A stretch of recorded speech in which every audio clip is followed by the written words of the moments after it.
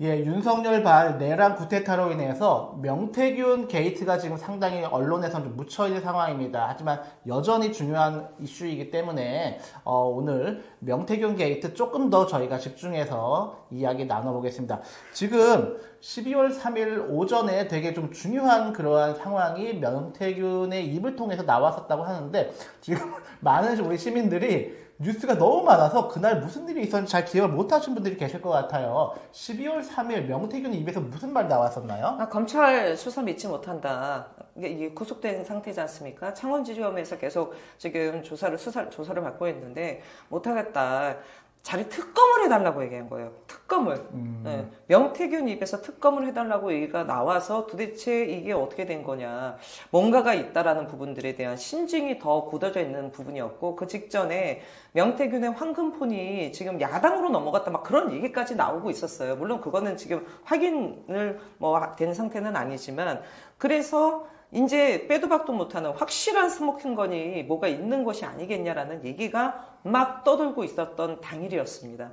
그렇기 때문에 명태균 게이트와 관련된 부분은 여전히 살아있습니다. 문제가 뭐였냐면 명태균 게이트가 창원지검이 계속 수사를 하면서 퍼뜨렸던 게 뭐냐면 위에 대한 윤석열, 김건희에 대한 부분은 거의 건드리지 않고 옆으로 갑자기 막 점점 퍼진 거였어요. 네. 맨 처음에는 정치자금법 위반과 관련된 부분으로 했다가 이게 지금 국민의힘 당사 압수수색, 그건 이제 약속 대련이었습니다. 압수수색 하면서 당시에 공관위와 관련된 자료나 등등에 대한 부분 했었고, 제가 확인한 바로는 당직자가 그때 공관위와 관련된 회의록에 대해서 대단히 중요한 부분이어서 다른 걸 갖고 있다 USB로 넘겼고, 이게 이제 사실은 이준석, 그 당시 당대표와 관련된 참고인 조사, 이준석, 윤상의 참고인 조사가 있을 것이다, 막 이런 얘기가 막 나오고 있는 상황이었고, 오세훈 관련된 얘기가 뻥뻥뻥 터진 거였습니다.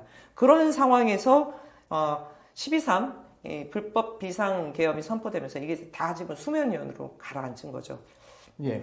그러니까 정리해보면 명태균이 12월 3일 오전에 그 변호인을 통해서 매우 중요한 그런 메시지를 전달했고, 그것은 이제 국민들이라기보다는 그 윤석열과 김건희를 향해서 던진 메시지였겠죠. 네, 예. 특검을 요청한다. 지금 상황이 나를 잡범으로 취급한다고 하려 하니 안 되겠다. 내가 다 깔 테니까 특검으로 가자라고 하는 것이 12월 3일 오전 명태균의 입을 빌린 그 변호인 통해서 언론에 공개되었던 것인데, 이것이 그날 밤에 윤석열이가 쿠데타를 발발하면서 지금 언론에서 묻혀있지만 여전히 지금 수면 아래에 가라앉아 있는 거고, 복귀에 보면 이상하게 오세훈을 필두로 한 그 국민의힘 그 시도지사들이 갑자기 뜬금없이 성명을 발표하면서 이 자들이 한 얘기가 탄핵에 사실상 반대하고 윤석열에게 이선 후퇴를 통해서 시간을 벌어주겠다. 거기에는 뭔가 이 오세훈을 포함한 국민의힘 시도지사들이 명태균 게이트에 걸려있기 때문에 본인들도 퇴로를 확보하려고 했던 것이 아닌가, 좀 그런 의심이 좀 들고 있습니다. 저는 충분히 그렇습니다. 지금 명태균 게이트에 연루된 국민의힘 광역단체장이 현재까지는 지금 5명이에요. 적은 숫자가 아닙니다. 자, 보세요. 오세훈, 홍준표, 박완수, 김진태, 그다음에 박선준까지 최근에. 네. 박선준도 여론조사 돌리면서 뭐가 있었다라고 나와요. 김진태, 김건희한테 갔다면서요. 네. 충성서약하고 살려달라고 하고, 박완수 계속 얘기 나오고 있습니다. 지금 홍준표, 오세훈 두말하면 잔소리고요. 이런 상황에 있었고, 아시겠지만 윤한영 의원 등 해가지고 명태균 회유하려고 했었잖아요. 그리고 네. 명태균이 요구한 거는 딱 2가지였습니다. 구속시키지 말아달라. 그 다음에 생계 책임져 달라. 네. 이날 보면 제가 보기에는 거의 마지막으로 윤석열, 김건희한테 시간을 보낸 거예요. 네. 나 특검 요구하겠다. 빨리 나를 조치해 달라. 이걸 이제 목전까지 이게 다다르는 상황이었던 거죠. 그러다 보니 11월부터 그 이전부터 이 불법적 비상계엄을 구상하고 마음을 계속 하고 있었는데, 이거 봐라. 이게 지금 특검까지 요구해. 거기다가 이러면서 갑자기 이럴 개연성이 좀 높다라고 네. 보여집니다. 이미 계엄은 준비하고 있었는데 그거를 당기게 된 결정적인 부분, 민주당 관련된 부분도 얘기했지만 이런 부분들이 전 종합적으로 같이 그날 맞아 떨어졌다고 보여져요. 예, 앞서 우리 더 좋은 정치연구소 정원희 대표님이 되게 중요한 말씀하셔서 지금 정치권에서 잘 다루지 않고 있는 내용인데 되게 중요한 내용인데 한 번 더 제가 복기를 해드리면, 지금 그 국민의힘은 이 내란의 공범으로서도 정당 해산의 그러한 그 대상이 되고 있지만, 내란이 아니었다 하더라도 12월 3일 오전으로 다시 시간을 앞당기면 이번 내란이 발생하지 않았다 하더라도 명태균 여론조작의 그런 그 수혜자가 현재 국민의힘 시도지사 5명을 포함해서 뭐 윤석열, 김건희 말할 나위도 없고 국민의힘 전반을 덮치고 있기 때문에 이것이 정당 해산 사유에 해당한다. 이 부분 지금 정치권에서 좀 중요하게 다루지 않기 때문에 한 번만 더 설명 부탁드리겠습니다. 아니 부정선거와 관련된 부분은 일단은 2014년 12월 19일 해산한 통진당의 해산 인용에도 근거로 그러니까 근거로 적시를 하고 있습니다. 네. 부정선거 관련된 부분, 특히 정당 보조금을 받는 정당이 민주적 기본 질서를 파괴했다, 뭐 이런 부분이 적시되고 있기 때문에 저는 국민의힘도 이에 준한다면 충분한 정당 해산의 근거가 될 수 있다고 보여지고요. 여기에 정말 빼도 박도 못하는 것이 내란 수계와 관련된 내란 동조, 동참 이 부분 같은 경우는 이거는 더 이상 제가 설명 안 들어도 상식을 갖고 있는 국민이라면 이게 온전한 정당으로서 국민들이 그것도 하루에 약 1억 원, 연간 지금 300억에 달하는 국토부 보조금을 주는 정당으로서 이거는 말도 안 되는 부분입니다. 그렇기 때문에 충분한 정당 해산의 근거를 지금 국민의힘은 차곡차곡 쌓았다라고 보여집니다. 네. 끝으로 이번 그 윤석열 내란 쿠데타의 가장 중요한 주역은 우리 시민들이었다고 생각이 됩니다. 네. 가장 감동적인 것은 지난 토요일이었죠.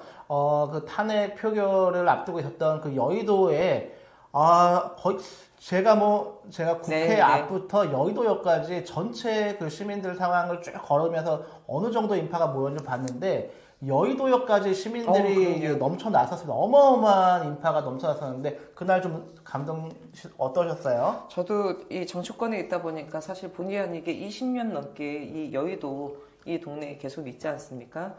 저는 이렇게까지 많은 인파가 여의도에 온 건 처음 봤고요.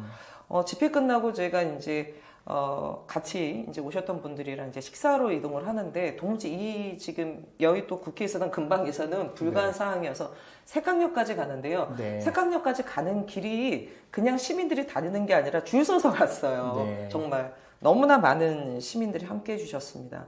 그날 근데 너무 화났던 게요. 탄핵은 표결 참석 안 하고 김건희 특검까지 부결시켰잖아요. 네, 맞아요. 야, 이 사람들이 진짜 인면수심 이게 아니면 이럴 수가 없는 건데. 그래서 그날 정말 많은 분들이 분노에 차서 발길을 돌렸지만 저는 그게 도리어 기름을 부었는 형국이 되지 않았나라는 생각이 듭니다. 어제도 많은 시민들이 또 함께 해주셨고요. 민주당 14일 날 탄핵 다시 표결을 한다고 하는데 앞으로 당분간 대한민국의 피플파워가 무엇인지 지난 박근혜 정부 당시에 2017년 촛불에 이어서 저는 더 큰 촛불, 횃불을 만들어서 대한민국 민주주의의 성숙도, 대한민국 민주주의 죽지 않았다라는 피플파워를 다시 한번 보여주는 계기가 됐으면 합니다. 예, 제가 놀랐던 건 아마 12월 3일 그 쿠데타 바로 다음 날 4일이었던 것 같습니다. 4일 날 오후에 국회 본청 앞 계단에서 민주당 주최의 그런 그 항의 행사가 있었고요. 그리고 저녁 7시에 촛불행동 주최의 그런 촛불 문화제가 있었는데 저는 7시 넘어가면 해도 지고 춥기 때문에 저는 그냥 시작하는 것만 보고 집에 가야지 했는데 그날 되게 이상한 점을 느낀 게 10대부터 20대 이 젊은 층들이 국회로 물밀듯이 들어오는 거에서 이 상황이 뭐지? 이 상황이 뭐지? 했고 그날 국회 본청 계단을 다 채우고 그 앞에까지도 완전 시민들이 다 찼는데 여기에 주로 20대가 가장 많고 대학생, 특히 여대생들이 엄청 많이 있었고 그러니까 발언도 중학교 2학년 학생이 발언하고 어떤 천주교 신자가 노래를 부르는데 너무 감동적인 노래를 부르시고 그러한 장면이 연출되었습니다. 뭔가 좀 변하고 있다 느꼈는데 그것이 12월 7일 날 여의도에서 폭발한 게 아닌가. 그러면서 가장 지금 언론의 주목을 받는 게 저도 좀 깜짝 놀랐는데 야광봉인가 응원봉? 연예인들 연예인들 각각 캐릭터가 있다 그러더라고요. 네, 그런 걸 들고서 흔드는 그러한 젊은 시민들 속에서 진짜 우리 한국의 그런 K 민주주의라고 하죠. 지금에 와서 나오고 있는 그것이 이번 윤석열 그 쿠데타를 통해서 다시 한번 폭발했구나. 좀 그런 생각을 좀 갖게 되었습니다. 한 외신에서는 이게 축제의 무슨 장 같았다라는 그런 표현도 민주주의 축제의 장 같았다 그런 표현도 있더라고요.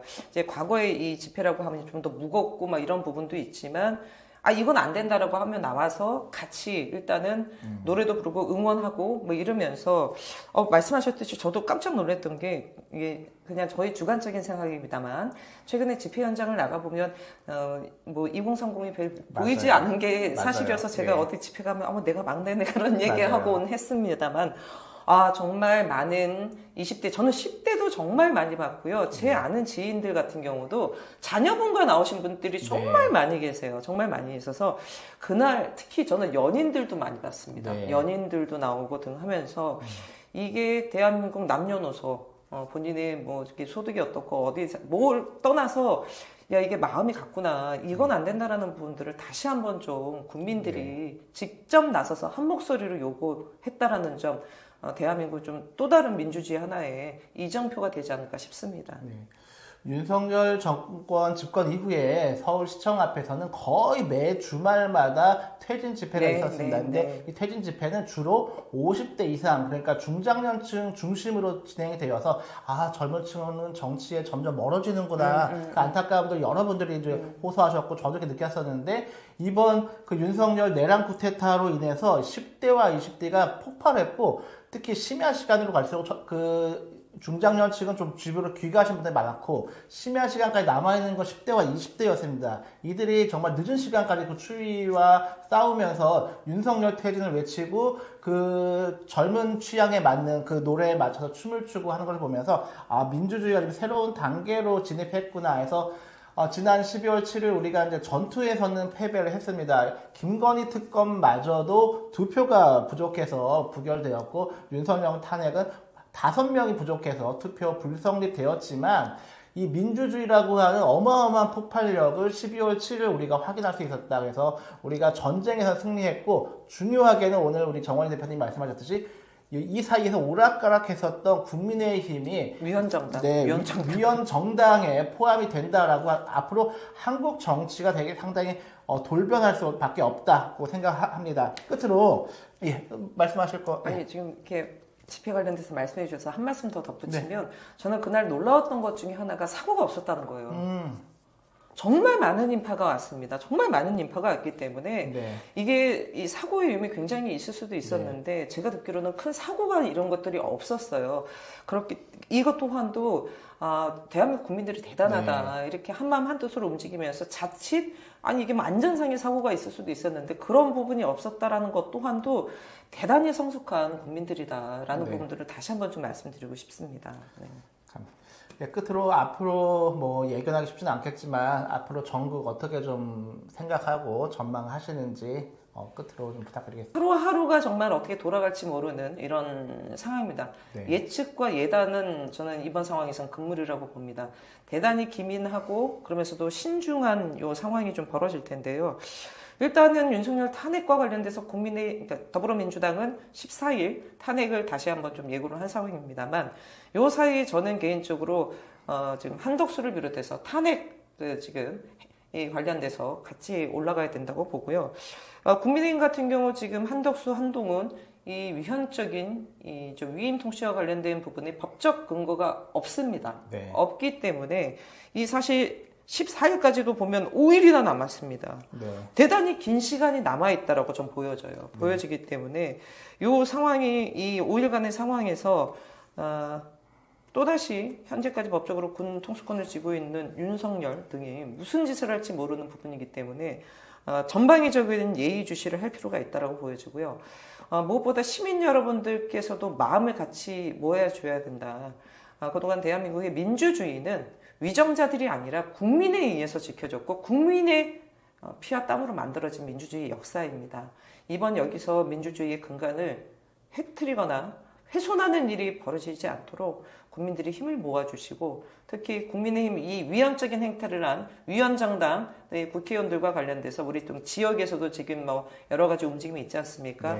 힘을 같이 모아주십시오. 윤석열 세력이 비상계엄을 선포하였습니다. 저희도 그에 맞게 비상하게 움직이겠습니다. 그래서 저희 커먼스TV와 우리 더 좋은 정치연구소 지금 정원희 대표님이 정호진TV를 운영하고 있습니다. 정호진TV 저희도 비상하게 이 비상계엄 사태에 임하도록 하겠습니다. 오늘 방송 여기서 마치겠습니다. 감사합니다. 감사합니다.